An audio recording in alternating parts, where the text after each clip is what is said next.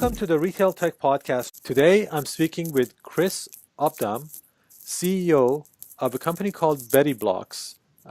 Chris is talking with me from Netherlands. Betty Blocks and Chris have been changing the world with the concept of no code, which is very interesting, and I wanted to learn more about it. So, hi Chris, thank you so much for joining me. Yes, thank you for having me. Happy to So, be here. in your own words, if you can describe what is Betty Blocks and the concept of no code or low code. Yeah, sure. Betty Blocks is an application development platform where we enable a new breed of application developers to build applications in the cloud without the need to learn a programming language. And that's, of course, the reason why we're called no code. What we're trying to do is to change the typical profile of a developer. It's becoming more and more important for each type of company, and every company is becoming more and more an IT company as well. So what we try to do is democratize software development by removing the need to learn a programming language. And what we do is we offer software development by visual modeling. So you can drag and drop a UI, you can drag and drop a flow behind that UI and integrate with other systems in a no-code manner as well. You mentioned the no and slash low-code space. And this is what Gartner calls the high productivity space as well, the HP APAS world, and that is split into no and low code. There are a lot of innovations happening right now. With low code, you are still able to do development with the up and down sides that brings with it. So you're still able to do coding, and with no code, there's no need to learn a programming language at all anymore. Okay, so is that basically like a platform differentiation between low code and no code? I mean, is it? To me, it sounds very similar and very close to each other as a like a, let's say as a business person. But is there really like Yeah. that big of a difference technically between the two? Um, well, of course, we are the same type of platforms, but the difference is who is using the platform. What you see with low-code platforms is they are typically used by experienced developers. So let's say you are a .NET developer, you use a low-code .NET development platform, and with that you speed up your own development. With no-code, you change the type of person that is doing the development from a technical person to a more business-oriented person. But then again, we are still both application development platforms, so we are very much similar. But there are some big differences on the other end as well. Okay, and I think what you also refer to the no-code user as a citizen user, right? Or a citizen developer, is that the term that's being used? Yeah, that's what Yeah. you see more and more. What Gartner calls is shadow IT. That is most of the time created by people who are in the business side of an organization. They have a need for a specific type of software, and everybody knows that IT departments are often very busy. They don't have the time or budget to create smaller applications, but the business side still has the need for that application. So what often happens is that they develop applications themselves, or they look for software outside the view of the IT department, and with that creating shadow IT. But if you enable that same person with a no-code platform under the control of an IT department, we call the same person a citizen developer. So that is a business-oriented developer who is able to build applications under the control of the IT department. And that's a new breed of developers. And it's a topic that has been on a lot of IT managers and CIOs' minds. And that's a topic that we are addressing as well. Okay, so I mean, if it is really possible to create a working application by just dragging and dropping things, is that even like is it even development work? Yeah, we still call it development work because although the difficult technical parts have been removed out of the creation of an application, you still need to develop and design a good application. And as it's more popular to say, if you give the fool a tool, it's still a fool. And same goes with no code or low code platforms as well. So you need to have familiarity with application development, or at least need to know how a proper application should look like. So it is a misconception that it is targeted at, let's say, at the consumer end, that everybody who knows how to control a computer is able to build an application. But it's more for that citizen developer who is familiar with creating applications based on Microsoft Access, or who is that business person inside a marketing department who knows how to build a website using WordPress. And there are a lot of people inside organizations who have a technical or are very technical savvy, and they are able to develop an application with a no-code platform. Okay. Yeah, I mean, so it sounds like almost like product managers would be a good user for this technology. Is that Yeah, and right? what we see happening is that organizations set up multidisciplinary teams who are using a no-code platform like Betty Blocks. So there could be somebody who is more the interaction designer, somebody who is just a citizen developer who is the business oriented guy, and on the other hand, you can have the more product manager, but also a business analyst or architects on the IT side. And same goes with front-end developers as well. If you look at a more technical purpose of the application platform, front-end developers are very familiar using front-end frameworks, but they always need a back-end developer to create an application. And with Right. platforms like ours, no platform like Betty Blocks, that same front-end developer is able to build complex application himself without the need for back-end developers as well. So it's from one end citizen development, and on the other end it's experienced developers as well. So we try to facilitate both. Okay. Now, a little bit background on Betty Blocks. When did the company start, and what led you to actually think about this concept and actually get this company started? And how did it get to this point? Yeah, so I started my first company straight out of school together with my brother Tim.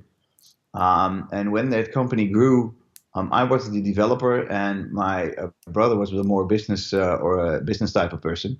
And he was trying to create our internal software systems, our administrative systems and stuff like that. But he always needed me as a developer to help him develop that application. But he knew how the business processes worked, and he wanted to do that himself. So during that phase, we created the first versions of Betty Blocks, because we wanted to give Tim, my brother, a tool where he will be able to automate and create more automated processes based on a no code or an automation flow without the need to learn that the program language, because he wasn't a developer. Like And self-service. out of that, Betty Blocks arise. When developers build applications that only do one thing, I call them single use case applications. The acronyms are SUC, like applications that suck, or only they do only one thing. So uh, this is basically where you make the application so flexible that it can be used in multiple different areas or ways. So do you how does the architecture actually work? Is it like something like microservices where you can get really granular like functionality and merge them together? How can you talk about that a little bit? Yes, of course. We have three basic concepts in our platform. One of them is, of course, the UI, where you can visually create a UI by dragging and dropping, either doing that for a mobile environment, so a native look and feel application on mobile, iOS, or Android. And on the other end, you can create web-based portals in all different shapes and sizes. On the other end, we have what we call data models, where you can store application data in. And the third one is what we call actions. So if you click on a button in your UI somewhere, you want a flow to start or an action to start, and you can visually model that as well. So that is if you create one simple application. But if you create a bigger application, you can split that application into different services. It's not the same setup as with microservices because we are a no-code platform. But when you look at it in an architectural point of view, it's still the same type of setup. You can split several applications, one application to several applications, and make sure that one application has a special purpose to it. But most of our applications don't have that setup. They are meant to create application in a very rapid way and in a very flexible way.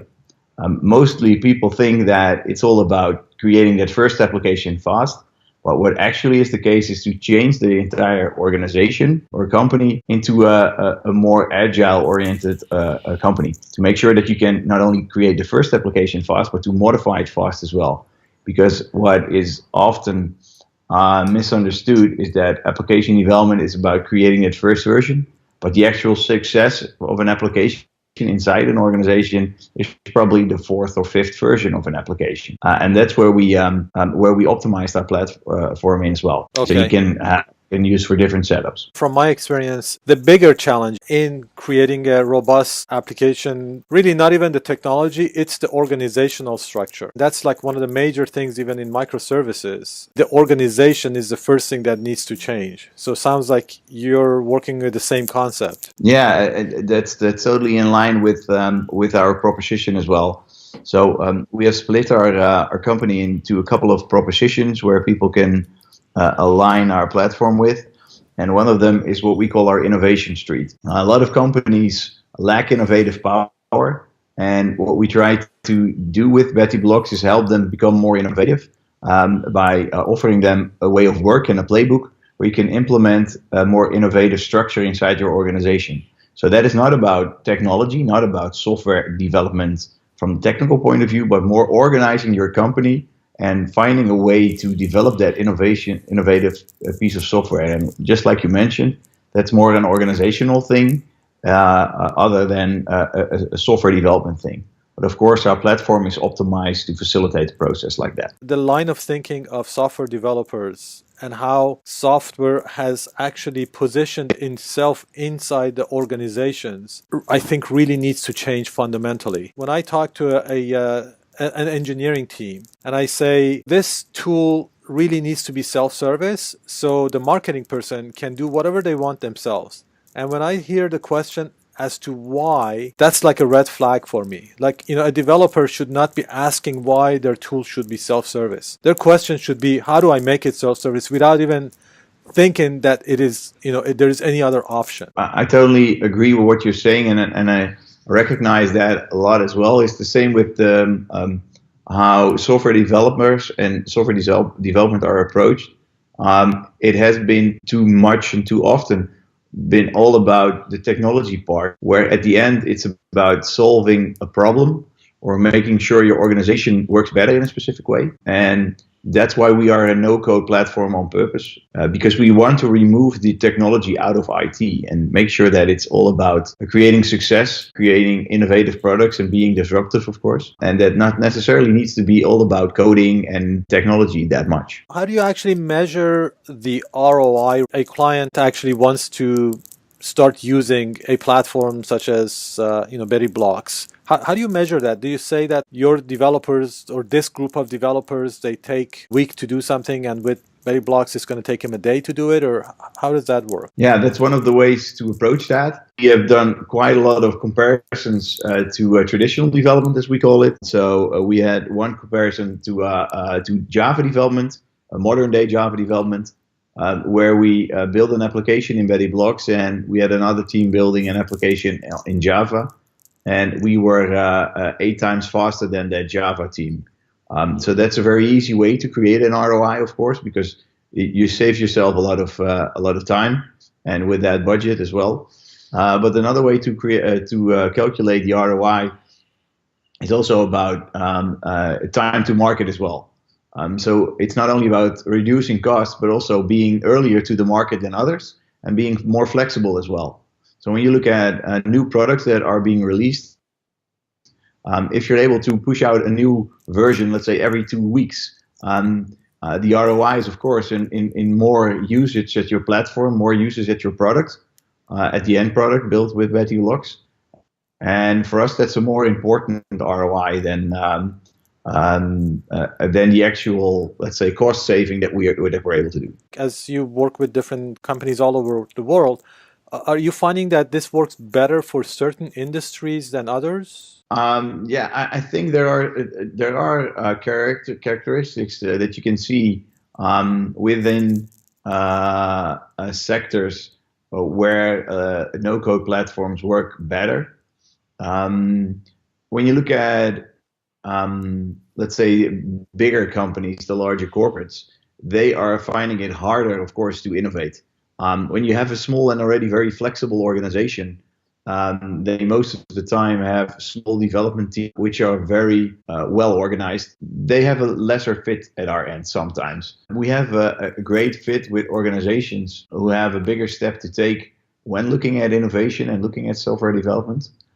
So when you look at the different sectors out there, I guess there are some difference to it as well, but not necessarily at sector level, but more the type of sector it is, I guess. So the larger corporations, organizations have a bigger pain. That's why it, That's correct. something like this, no code, actually relieves that pain much more measurably. Smaller corporation, which is more agile. Probably a difference between waterfall and agile development. Is that also a factor in how successful they are in using no code? Yeah, it's very important to not only adapt a no-code platform like Betty Blocks, but also to make sure you have a modern day approach to software development as well. And we help our clients and organizations with that as well, because it's not only about the tooling. Like you said, there is a huge difference with organizations who approach software development more waterfall or more agile.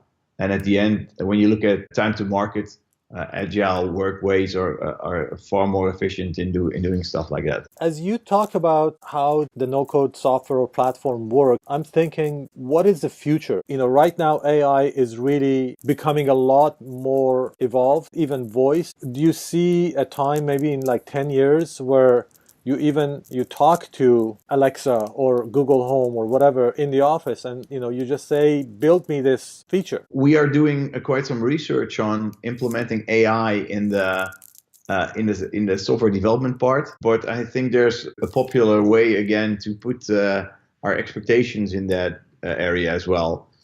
I think it goes something like that: we overestimate the changes that will happen to the world in a year or 10, and we underestimate the smaller but more significant changes that we will undergo in the next 3 years or so. And I think that applies to software development as well. So actually telling Alexa to build a software application is probably not going to happen in that way. But we are using AI and starting to use AI more and more in smaller portions of that software. So, of course, pattern recognitions and other AI stuff is very important. So when testing software, AI could be very important. And we are working on that as well, and on other parts as well. So I think it will be far more easier to implement stuff like voice and AI. We have a great set of features and services like that offered in our Block Store, which is our application store. It means that you can just simply select the voice block, and you'll be able to use Amazon Alexa or other services without the need for coding. There are very big steps to take in that area before we have automated software development. But for some smaller pieces, it could definitely be the case. If that actually creates great UIs as well, that's probably too big of a step to take. I'm very curious which significant changes we will undergo in the next 3 years, because I guess those are sometimes a little bit harder to predict. Can you talk about an example or a case study of one client that you worked with and how the whole implementation and the usage went? One of our clients is a pan-European insurance company where they were struggling with their propositions. They had a big software development team, and they had an innovation manager as well. They outsourced all their software development to India. And what happened is that their product team, who was based in Europe, thinking and designing a lot of new products. They had great proof of concepts, wireframes, and everything, and then the actual development started. And then it was a very traditional software development product again, with all the common problems that they had as well. So then we appeared on the stage, and what we changed in that is to create a real DevOps team and a real multidisciplinary team as well, together with our client, where they had a product manager, interaction designers, a lot of people from the business side as well, who actually designed and set the blueprints for the actual application. But there was an experienced IT guy in there as well. So what they did is shifted the actual development part out of outsourcing and then introduced citizen developmentship. And you would expect that to slow down the actual development because of course, with outsourcing, you have a lot of developers on your hands who are most of the time pretty cheap as well. And you would think that that would really speed up development. But what actually happened is that what we found out, the actual coding was really slowing the innovation down. And the actual coding wasn't the hardest part of creating that application. It was about creating a great UI and making sure you test that with your test audience as well. So the first version in the previous setup was more a paper UI, a wireframe concept. So they just tested it out. But with Betty Blocks, they actually created the first version, which was a proof of concept, but it was a very clickable and usable demo as well. So within 2 to 4 weeks, they had an application built by non-developers, but they were actually able to use it with actual end users as well. So they could really test the product, and that really speed up development. And that product is still in use, and they have transferred to the IT departments, and still a lot of business people are involved. But that showed us a very natural flow from creating a first version, but not throwing away the first version, but making sure you iterate through that phase and make sure that you create version after version. So that was an excellent case for us, proved to us that citizen development is something that could actually work as long as you make sure that your own IT department is involved as well. So we're very happy with that result, and we copied that through the last couple of years to a lot of other industries as well. So not only finance and fintech, but more in property management and healthcare as well, in the government sector. We noticed that the same setup applies to almost every organization. So, and that's our typical no-code approach. That's a great example. What was the organizational work involved in actually getting this completed? You know, we talked about the organization actually needing to change. Was that a part of what you did with this client? Of course, the actual changing was all done by the organization itself. We more or less inspired them to change that. And what we noticed is that they really needed to have a mindset change. So the IT department need to radically change the approach of software development and innovation.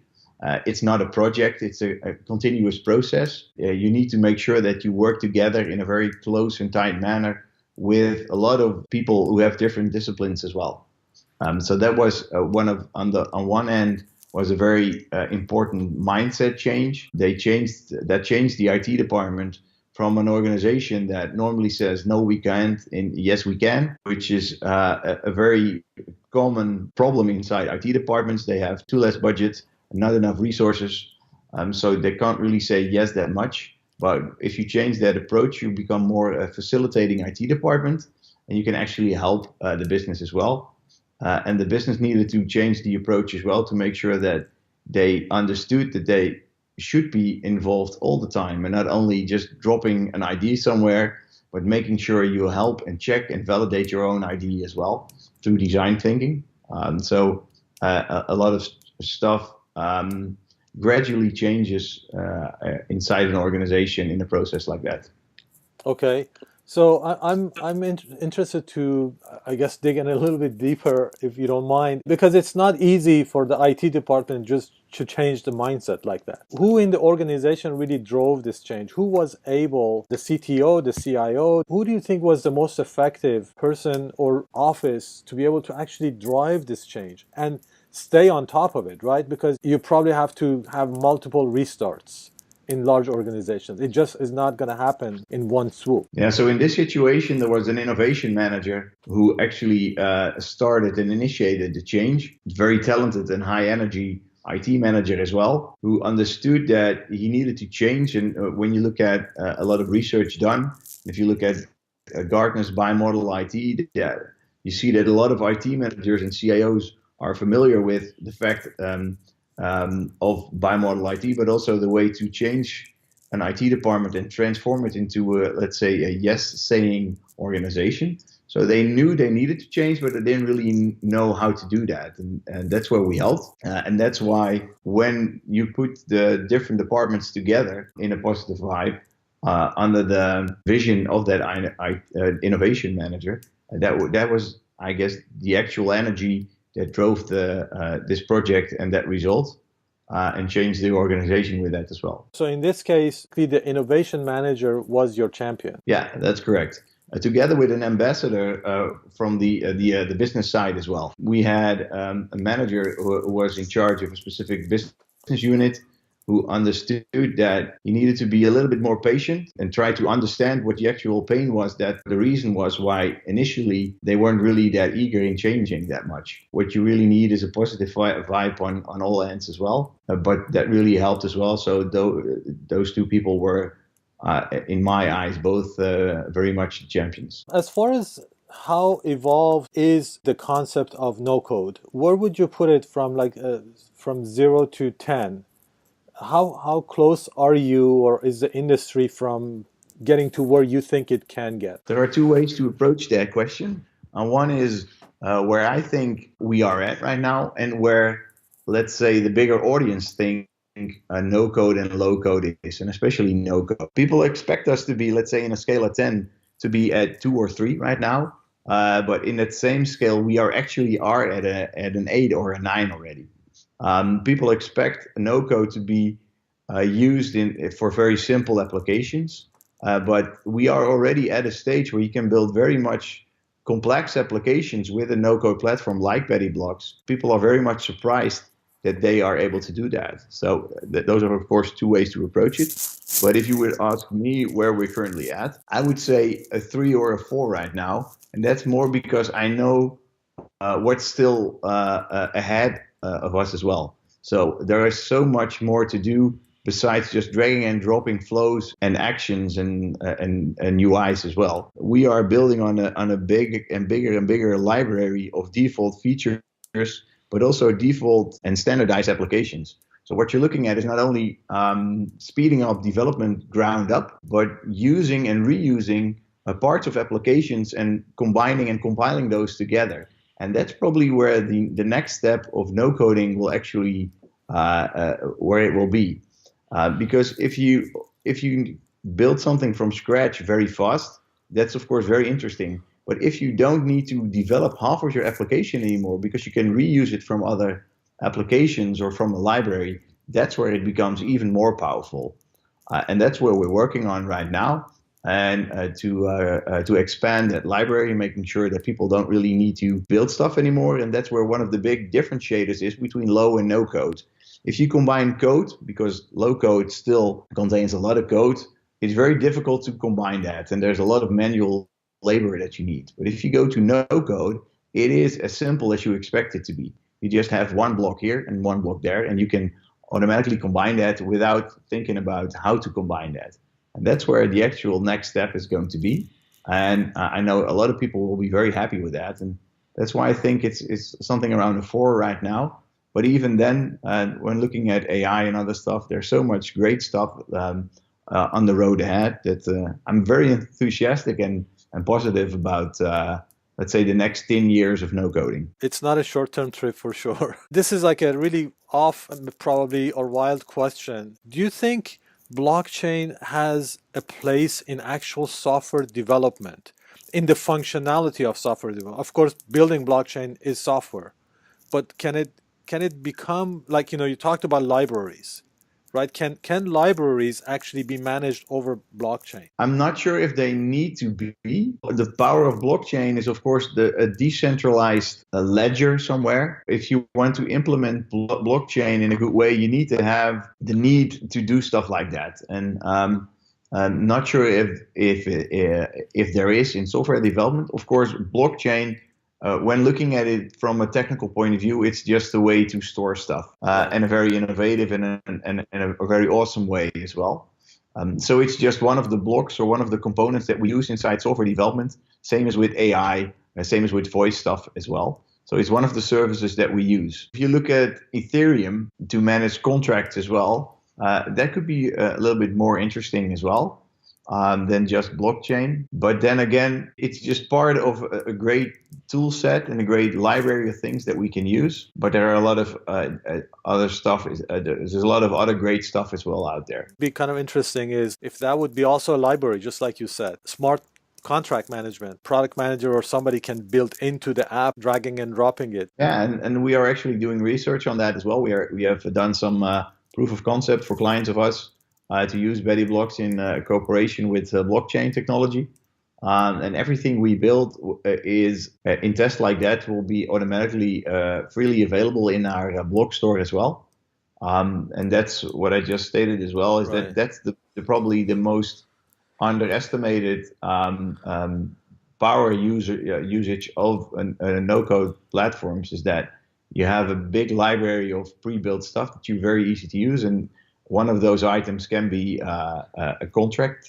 You already have half of the concept in the name anyway. Betty Blocks on blockchain. Yeah, that could be a great combination. What's on your plate, the big things on your plate right now? We just moved, so I'm happy to remove that from my to-do list and add it to, and remove that from my bucket list as well. So happy to focus on what we're good at, and that's in building a great company and great platform.